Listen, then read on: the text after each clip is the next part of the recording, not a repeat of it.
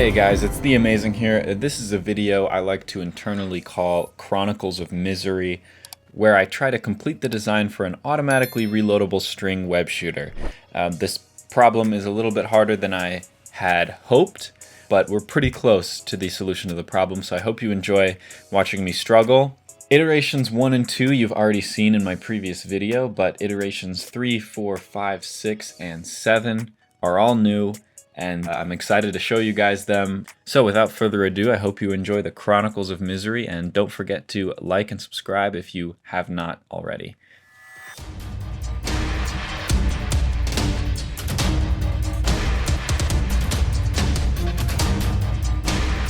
Okay, so we've lost our natural lighting.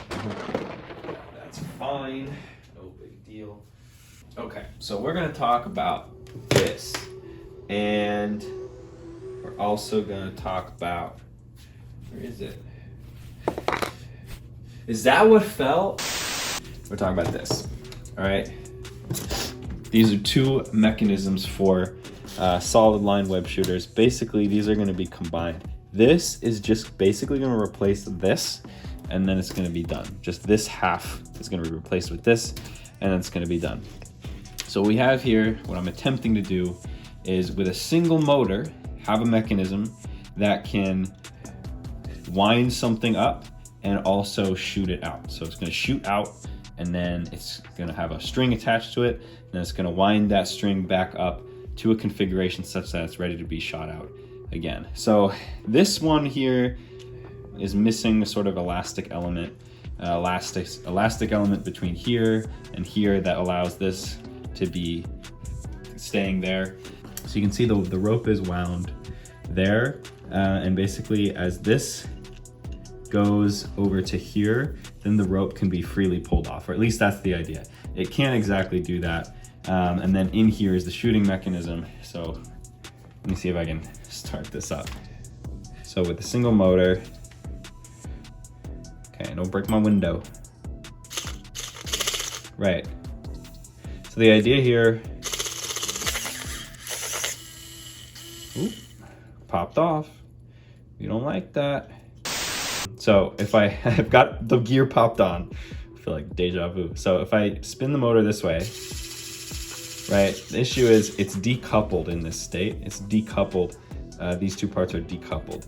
The idea is once this turns to a certain point, then it will recouple. So it's not actually a very good mechanism. I'm going to replace this in the final version. And you see this reel here where the rope is stored is not spinning when the motor's spinning this way. All right, so this is winding. Right, okay. So see, this flipped open, and this actually worked really well. The string came out, came all the way out. Good, I'm glad that worked again. I can't fit that much of a string on here, and that's one of the issues with this. It's only fitting, let's see if I can reach. Yeah, it's only fitting like this much, basically. That's like 2 feet, or a little more than 2 feet. So yeah, the mechanism works in theory, and you'll see when we wind it back, if we reverse the polarity, we can wind it backwards, so this goes backwards. We have to move this manually, because I said there's supposed to be an elastic element here, but we have to move it manually because that's missing. All right. Here we go. So you see this, the reel is spinning now, so it's winding up. The reel is spinning. That only spins when the motor moves in this direction, so that's kind of cool.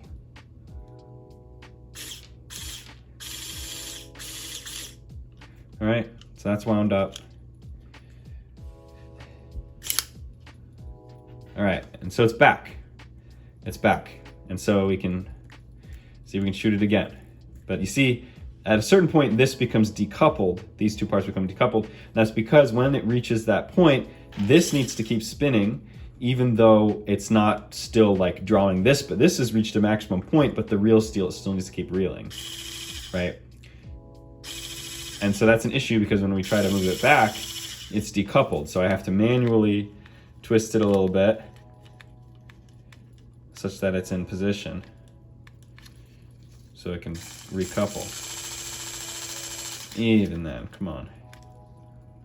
Come on, pal.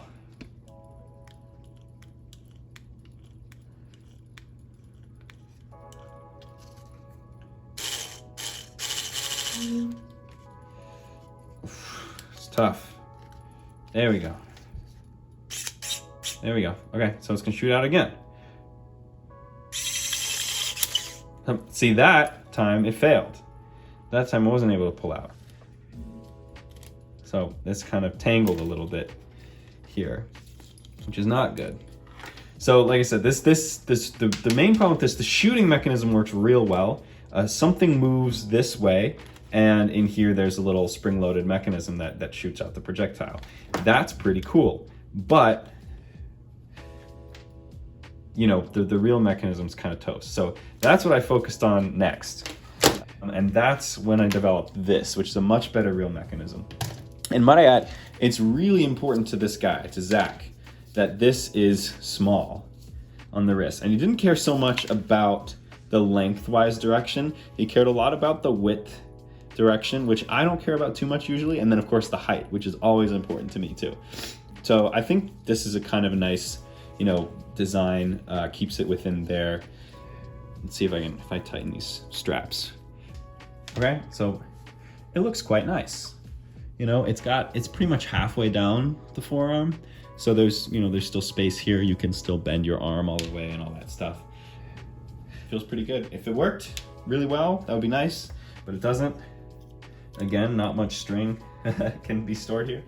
So yeah, that's why I generated this mechanism. Okay, so the main difference here is I knew that I could create a launching mechanism with something that was pushing forward, but the real mechanism doesn't work.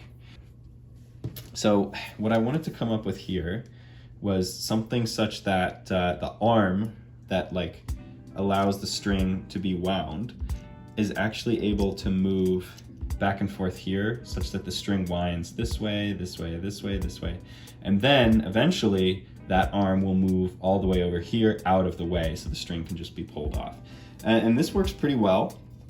And again, we have it driven by a motor pushing something this way, and the reel only spins when the motor's spinning in a certain direction. So you see the string actually gets wound this way and not wound that way. So let me see if I can show what I mean.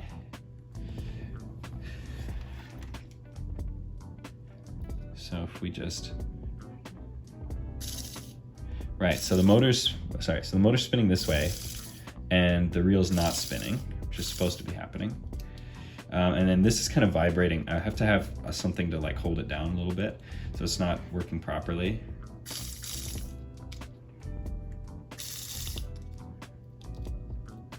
All right, so that's cool. So you see this moves out of the way.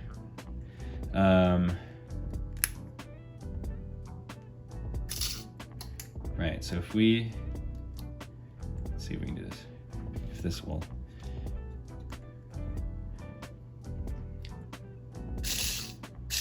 Yeah, here we go. So that arm now is moving down and the reel is spinning.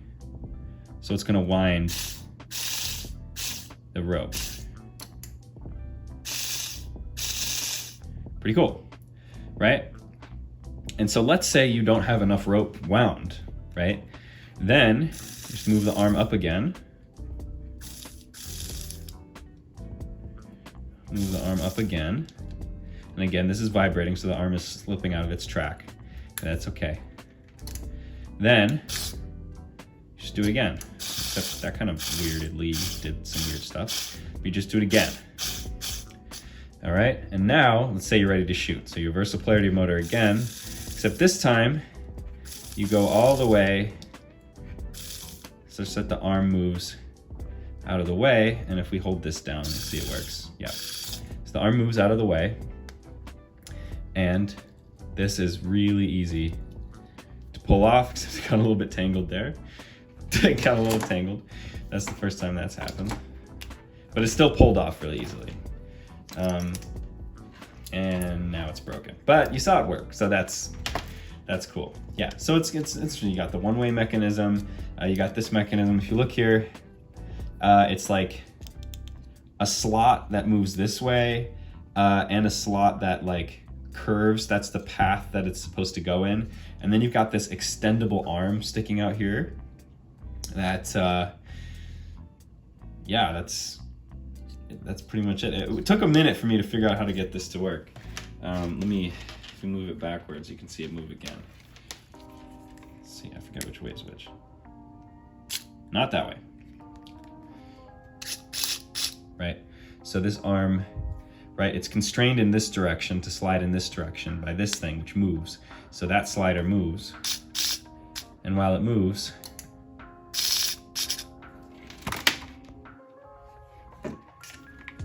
and it moves along that track. Just like that.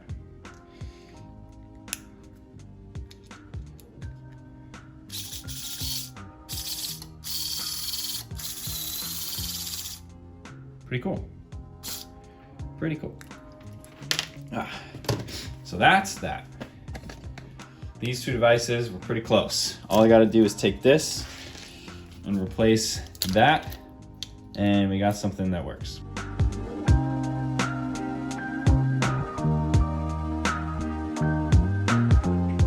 This is what I'm talking about when I say I feel like an insane person. Whoo! Look at that. Okay, that is not a great view of my desk.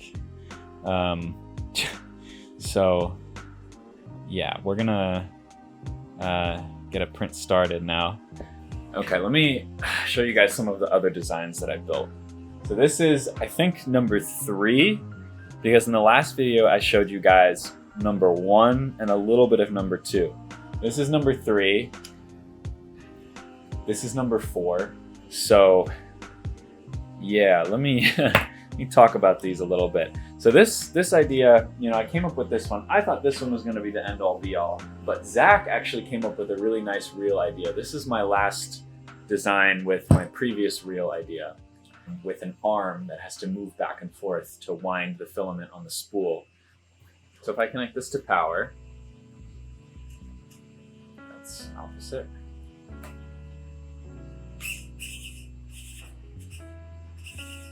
So I have this arm here that sits right here. So the firing mechanism is all in here, and that's been the same for many iterations for me, just because it's been working. It just requires a lot of force to activate, which is why I have this threaded screw mechanism here. So the motor will turn this gear, which will move this nut back and forth. And I've already taken this motor off because this is 2 iterations old now. So again, how this was supposed to work is this reel will rotate like this, and this is on this threaded screw here. So this can actually move back and forth. So you can see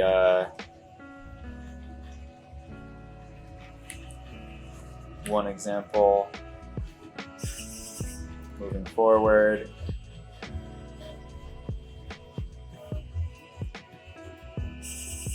moving backward. Yeah, so basically the arm will move back and forth.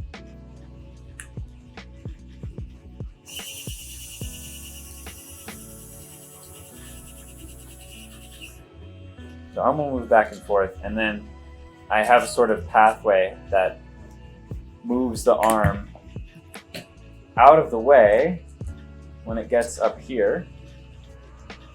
This is terrible. I've already gutted this, so I can't even show what it's supposed to do. It was working though. And once the arm moves out of the way, then it can be pulled off of the reel. This one worked, but it was just a little bit too big, I think. Just a little too big. You can see the footprint here is a little bit bigger than what I ended up working with, which looks like this. So it's literally, it is actually, this looks like it's wider, but there would be a motor here and electronics here. So it's actually, the new one is smaller. Yeah, so this is iteration 4. This was a really dumb idea, actually. I tried to have a, you see, so I have this threaded rod to compress this really strong spring And for some reason, I thought it would be a good idea to replace that with this worm gear, which is obviously, so a little bit of engineering for you. The pitch on this screw is 0.25 millimeters. So every rotation that this makes, this moves forward 0.25 millimeters. But every rotation this makes, it moves forward this much, which is like 6 millimeters. So in effect, you have a much weaker transmission, and it's not able to compress the spring. So, but the good thing about this, well, it didn't work, so you can't really say that, was that it was, it's smaller than this mechanism here. So again, iteration 5 is right here, and this is still mostly intact. I sort of had the right idea here. So you have for the firing mechanism, first to load the spring, I got a much stronger motor. It's a 15-to-1 ratio, right? So the spring is attached here, and this transmission will pull it forward and activate the latch mechanism, which is up here, at the same time. So if we pull it, you can see that pulls it forward. And it's about the same rate, as the, with the faster motor and the stronger transmission, because we just move that stronger transmission from the screw into this built-in gear system right here. And we have a capstan pulley pulling this thread, which pulls this back and forth. And you see at the same time, that pulley, as it's releasing the mechanism, so as the mechanism gets released so it can go back to its original state, you can see this spring became uncompressed.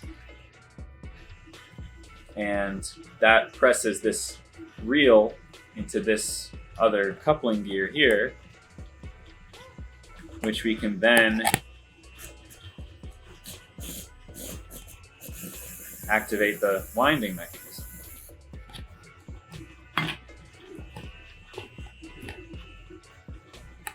And then, when we go to fire, it pulls that mechanism off, and we can just pull the string out. So again, this one is pretty close. My desk is a freaking mess. I don't know how this got knotted just now. That just happened. So, kind of in my mad scientist era right now. But yeah, so I'm just basically working on making this more robust because it wasn't super just reliable. It would, parts of it would break. There's parts where there's high friction, high stress. And I think that can be mitigated without increasing the footprint, but it's not going to be easy. So I want to maintain this footprint, better mechanism, and that's what we're doing.